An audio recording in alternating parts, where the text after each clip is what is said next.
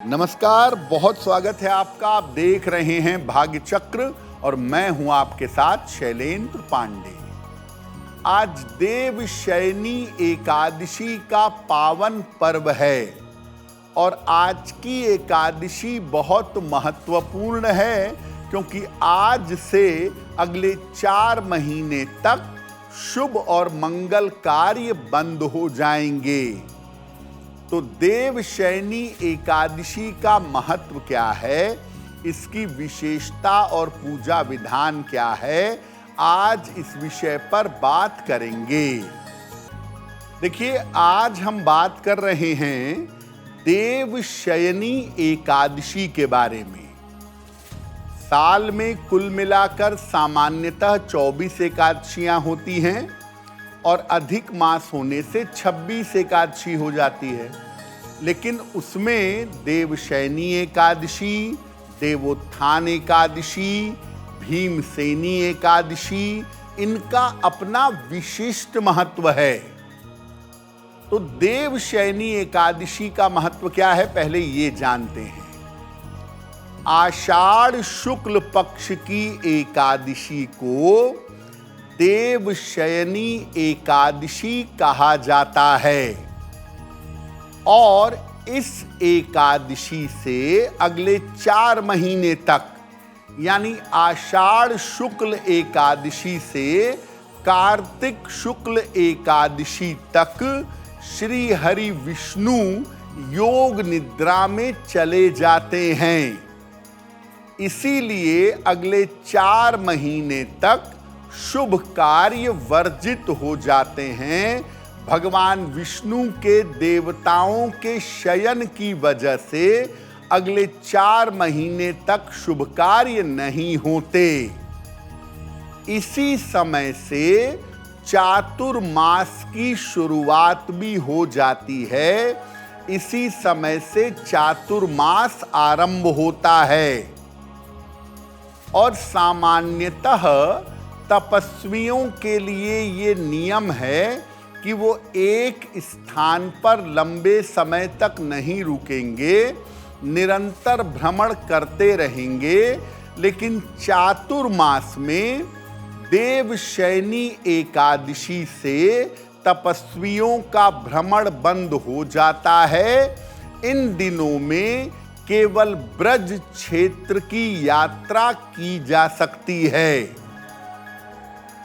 देवशयनी एकादशी कहते इसलिए हैं क्योंकि ऐसा मानते हैं कि अब देवताओं का शयन होगा, अब भगवान विष्णु का शयन होगा और सारे शुभ और मंगल कार्य अगले 4 महीने तक बंद रहेंगे।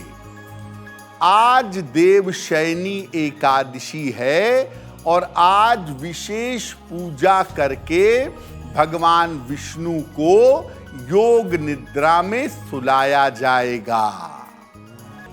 अब आपके मन में एक बात जरूर आ रही होगी कि क्या वास्तव में देवशयनी एकादशी पर देवता सो जाते हैं, भगवान का शयन हो जाता है? क्या वास्तव में भगवान भी कभी सोते हैं?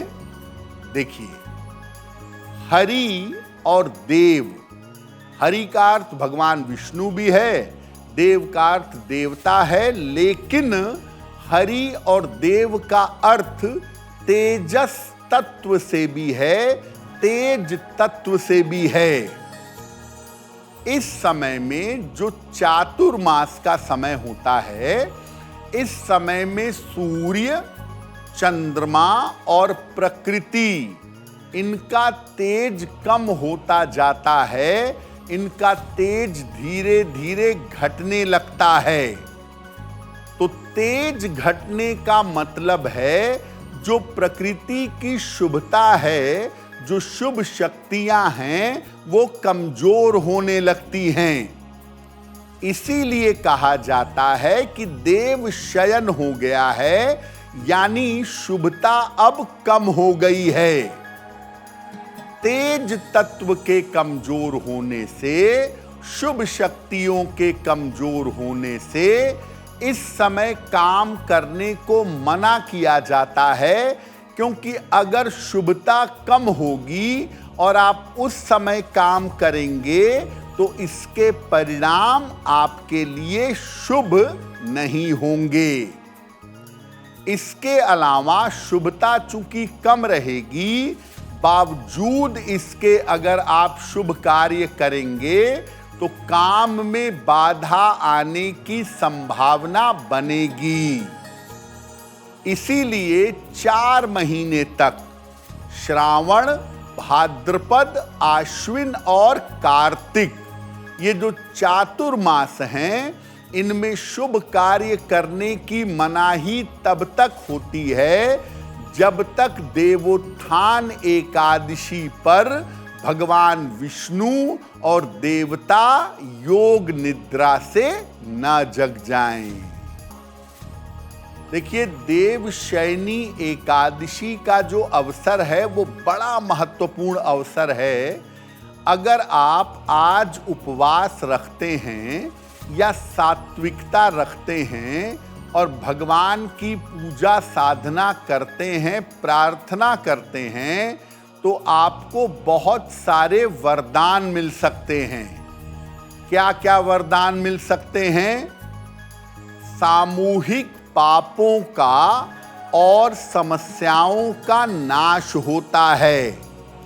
सारे मोहल्ले के लोग, सोसाइटी के लोग, घर के लोग मिल करके अगर आज भजन कीर्तन करें थोड़ा भी समय निकाल करके, तो सामूहिक पापों का और सामूहिक समस्याओं का नाश होगा। और आज के दिन साधना करने से, उपासना और ध्यान करने से व्यक्ति का मन शुद्ध होता है, मन पवित्र होता है। आज के दिन साधना, पूजा, उपासना करने से दुर्घटनाओं के जो योग हैं, वो दुर्घटनाओं के योग टल जाते हैं।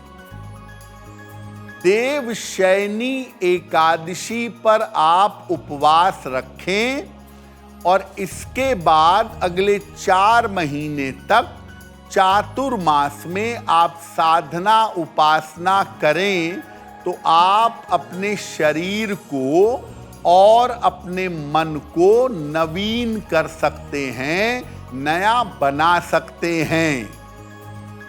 देवशयनी एकादशी पर भगवान योग निद्रा में जरूर चले जाते हैं, लेकिन भगवान की कृपा भक्तों पर बनी रहती है।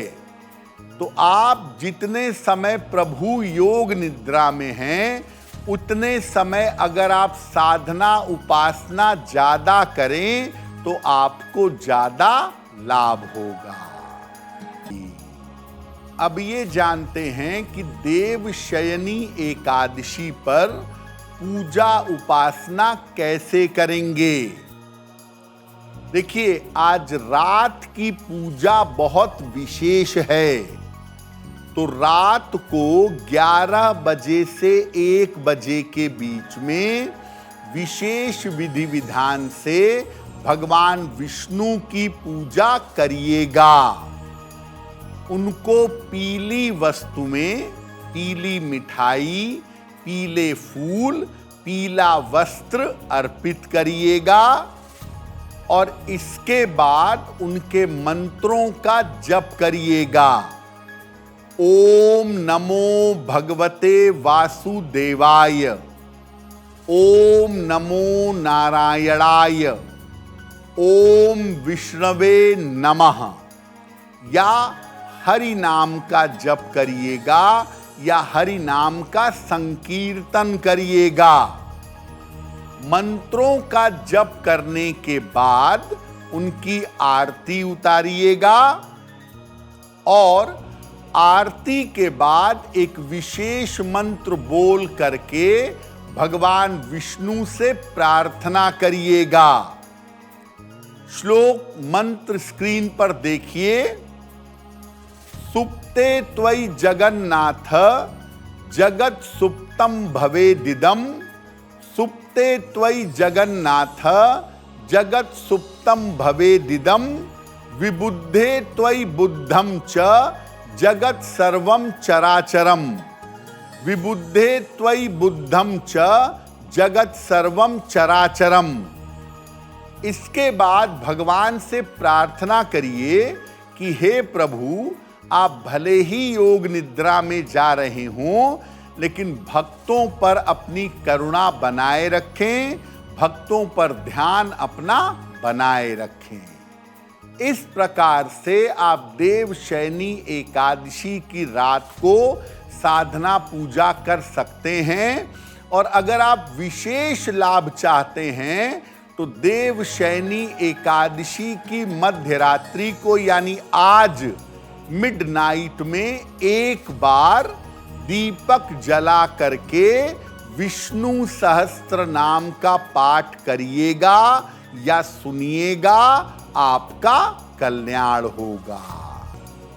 अब वक्त हो गया है ऐसा क्यों का। ऐसा क्यों में हम आपके मन और जीवन से जुड़ी हुई तमाम जिज्ञासाओं का समाधान करने का प्रयास करते हैं।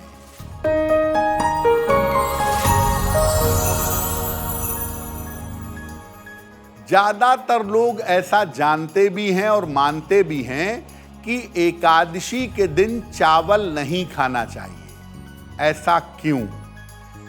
देखिए, पौराणिक कथा ये कहती है कि शक्ति से बचने के लिए एक महर्षि थे, महर्षि मेधा। महर्षि मेधा जमीन में समा गए, भूमि में समा गए और उन्हीं के रक्त से और मांस से चावल का निर्माण हुआ। और जिस दिन वो जमीन में समाये वो दिन थी एकादशी की तिथि। इसीलिए ऐसा माना जाता है कि एकादशी पर अगर आप चावल खाते हैं तो वो महर्षि मेधा के रक्त और मांस के बराबर है। ये तो पौराणिक बात है। वैज्ञानिक बात ये है कि चाहे एकादशी पूर्णिमा के पहले पड़े, चाहे अमावस्या के पहले पड़े, इस दिन मन में चिंता होने की, मन में तनाव या डिप्रेशन होने की संभावना बहुत होती है। तो मन को कंट्रोल करने के लिए कहा जाता है कि एकादशी पर हल्का भोजन करिए, जबकि चावल एक भारी भोजन है।